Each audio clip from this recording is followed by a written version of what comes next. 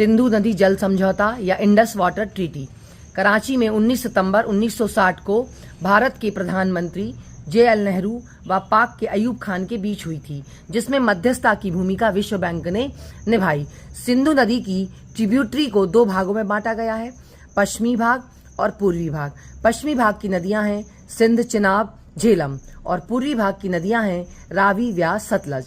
इस संधि के तहत पूर्वी भाग की तीनों नदियों के पानी पर भारत को पूर्ण अधिकार दिया गया था, जबकि पश्चिमी भाग की तीनों नदियों के पानी का 20% केवल भारत को व 80% पाकिस्तान को उसका अधिकार प्रदान किया गया था। लेकिन 22 अप्रैल 2025 को जम्मू एंड कश्मीर के पहलगाम में पाकिस्तानी आतंकवादी हमले में 26 आम भारतीय नागरिकों की हत्या कर दी गई। इसके प्रत्युत्तर में हमारे माननीय प्रधानमंत्री मोदी जी ने कहा कि पानी व खून एक साथ नहीं बह सकते और सिंधु नदी जल संधि को स्थगित कर दिया, ये कहकर कि जब तक पाकिस्तान आतंकवादी गतिविधियों को बंद नहीं करता, सिंधु नदी संधि तब तक स्थगित रहेगी।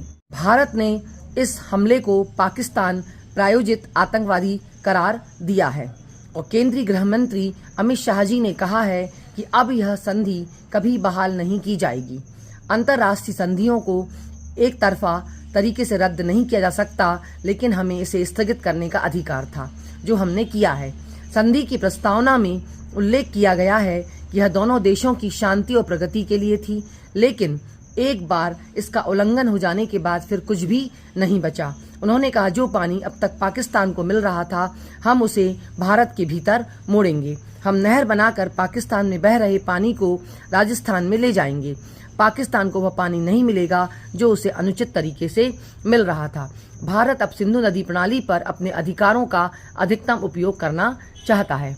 भारत झेलम जैसी प्रमुख नदियों से अधिक मात्रा में पानी खींचने की योजना बना रहा है, जो पाकिस्तान की कृषि के लिए बेहद जरूरी है। इस संधि को लेकर पाक का कहना है कि इसमें किसी भी पक्ष को एक तरफा रूप से संधि से बाहर निकलने का अधिकार नहीं है और अगर भारत पाकिस्तान को मिलने वाला पानी रोकता है तो इसे युद्ध की कार्यवाही माना जाएगा। पाकिस्तान इस मसले पर इस्लामाबाद अंतर्राष्ट्रीय कानून के तहत कानूनी विकल्पों की तलाश कर रहा है।